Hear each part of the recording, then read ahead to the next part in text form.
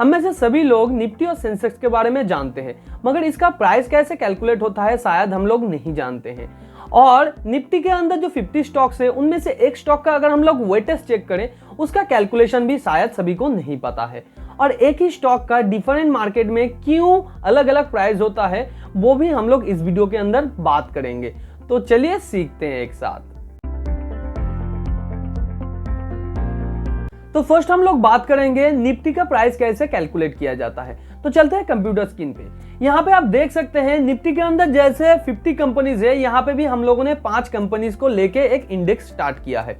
तो ए कंपनी का जो करंट शेयर प्राइस है वो है 100, बी का है 112, ऐसे करके बाकी सारे कंपनी का है। और उसके बाद number of shares A company ने इशू किया है 1000, बी कंपनी ने 10,000 और बाकी सारे कंपनीज यहाँ पे आप देख सकते हैं।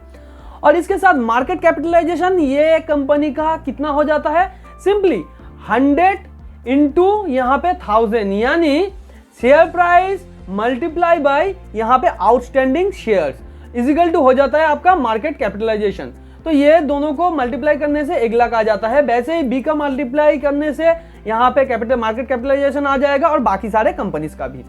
तो अगर वेटेज चेक करना है तो वो हम लोग कैसे चेक कर सकते हैं, तो देखिए हम लोग एज्यूम कर लेते हैं जब हमने ये इंडेक्स स्टार्ट किया था तो उसका बेस प्राइस हम लोग रखना चाहते थे 1000। तो 1000 अगर रखते हैं तो ए कंपनी का यहाँ पे जो वेटेज है वो कितना पाएगा, तो यहाँ पे सिंपली हम लोग मार्केट कैपिटलाइजेशन को टोटल कर देंगे। तो पांचों कंपनी का टोटल मार्केट कैपिटलाइजेशन देखिए ये आया है 40,85,000। और यहाँ पे सिंपली हम लोग ए कंपनी का जो मार्केट कैपिटलाइजेशन है उसके साथ टोटल मार्केट कैपिटलाइजेशन को यहाँ पे हम लोग डिवाइडेड कर देंगे, यानी 1 लाख डिवाइडेड बाय यहाँ पे 40,85,000 यहाँ पे हम लोग डिवाइडेड कर देंगे। इसका जो आंसर आएगा ये हो जाएगा आपका ये। और उसके साथ हम लोग 1000 बेस प्राइस पकड़ के चल रहे थे तो मल्टीप्लाई बाई 1000 कर देंगे। तो इसका जो बेस प्राइस आएगा यहाँ पे देखिए 24.479। वैसे करके बी कंपनी का भी हम लोग यहाँ पे निकालेंगे और बाकी सारे कंपनी का। तो अगर ये पांचों कंपनी का हम लोग ये बेस प्राइस को प्लस कर देंगे तो यहाँ पे इजिकल टू 1000 ही आएगा, क्योंकि हम लोगों का टारगेट था यहाँ पे इंडेक्स को 1000 रुपीज से ही स्टार्ट करेंगे हम लोग। तो निफ्टी जब स्टार्ट हुआ था 1995 टू 96 के अंदर, तो तब एक बेस प्राइस को लेके वो चल रहे थे जो 1000 था। और निफ्टी के अंदर जो 50 कंपनीज था उनका जो प्राइस कैलकुलेशन किया गया था वो इसी तरीके से किया गया था। और यहाँ पे अगर मान लीजिए 1 साल बाद अगर किसी कंपनी का प्राइस बढ़ जाता है तो उसका मार्केट कैपिटलाइजेशन भी बढ़ जाएगा, तो उसके हिसाब से यहाँ पे निफ्टी का प्राइस क्या होना चाहिए, तो वो भी सिनेरियो हम लोग यहाँ पे देख लेते हैं। मान लेते हैं मार्केट कैपिटलाइजेशन के हिसाब से 1 साल बाद सभी कंपनी का मार्केट कैपिटलाइजेशन प्लस करेंगे तो 50 लाख हो जाता है। तो अभी प्राइस कितना होना चाहिए निफ्टी का, तो सिंपली हम लोग न्यू जो मार्केट कैपिटलाइजेशन है उसके साथ ओल्ड मार्केट कैपिटलाइजेशन को डिवाइडेड कर देंगे और इनटू कर देंगे या मल्टीप्लाई कर देंगे हम लोग 1000 को। तो यहाँ पे देखिए न्यू जो प्राइस आ रहा है 1223.99।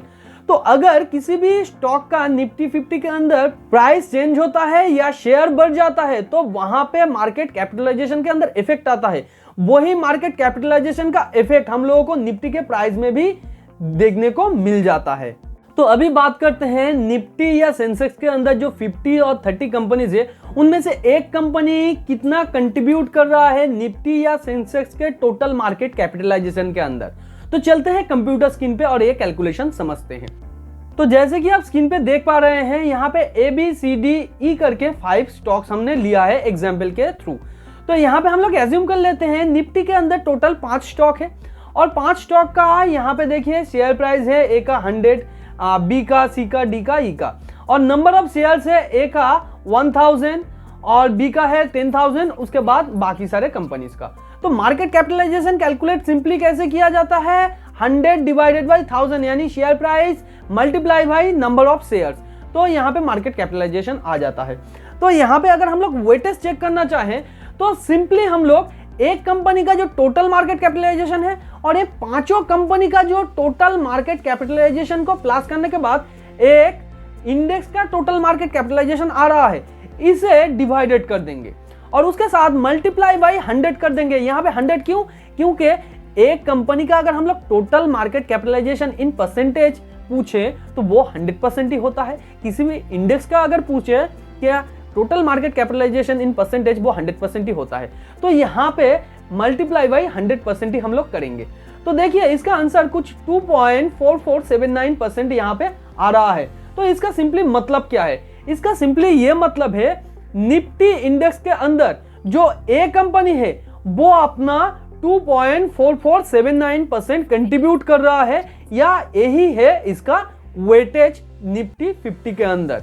यानी ये पांचों कंपनीज को मिला के जो निफ्टी 50 हम लोगों ने एज्यूम किया था। तो अभी बात करते हैं एक ही स्टॉक का दो जगह पे क्यों अलग अलग प्राइस होता है। तो सिंपली हम लोग कंप्यूटर स्क्रीन पे चले जाते हैं और यहाँ पे कंप्यूटर स्क्रीन पे आप देख सकते हैं सुबिन फार्मा करके एक कंपनी है जिनका मैंने एग्जाम्पल यहाँ पे लिया है। तो यहाँ पे देखिए ये वाला है एनएससी का स्टॉक और दूसरा है बीएससी का स्टॉक। तो ये एनएससी बीएससी क्या है? सिंपली ये दो मार्केट है या दो एक्सचेंज है इंडिया के अंदर, दो मेजर एक्सचेंज है जिनमें से एक है एनएससी, दूसरा है बीएससी। तो अगर एक ही कंपनी का स्टॉक दो एक्सचेंज में अलग अलग से लिस्टेड है तो वहां पे बायर और सेलर्स जो होता है वो भी अलग अलग प्राइस कोट करते हैं, जिसकी वजह से दोनों जगह पे अलग अलग प्राइस दिखाता है। यहाँ पे एग्जाम्पल के थ्रू आप ये पकड़ ले सकते हैं, मान लीजिए एक हॉपमैन का स्टोर है जो कलकत्ता के अंदर जो स्टोर है उनके अंदर जो प्राइस चल रहा है एक प्रोडक्ट का, सेम प्रोडक्ट का प्राइस बेंगलोर में शायद थोड़ा ज्यादा या कम हो सकता है। तो यहाँ पे सुबिन फार्मा के केस में भी सेम है, क्योंकि हो सकता है कलकत्ता के बायर्स के अकॉर्डिंग प्राइस थोड़ा कम रखना पड़े और बेंगलुरु के बायर्स के दौरान जहां पे थोड़ा डिमांड ज्यादा है और अच्छा खासा पैसा है वहां पे प्राइस थोड़ा ज्यादा आपको मिले। तो यहाँ पे एनएससी और बीएससी के अंदर भी सेम केस है। यहाँ पे बायर और सेलर के ऊपर डिपेंड करता है कि प्राइस कैसे ड्राइव होगा। ये दोनों एक्सचेंज अलग अलग है, इसलिए प्राइस भी अलग अलग होता है यहाँ पे। तो वीडियो अगर पसंद आया तो वीडियो को लाइक एंड शेयर कीजिए आपके फ्रेंड्स एंड फैमिली के साथ। मिलते हैं अगले वीडियो पर, अगर वो अपलोड हो चुका है तो यहाँ पे आपको दिखाई देगा। Thanks for watching and happy investing.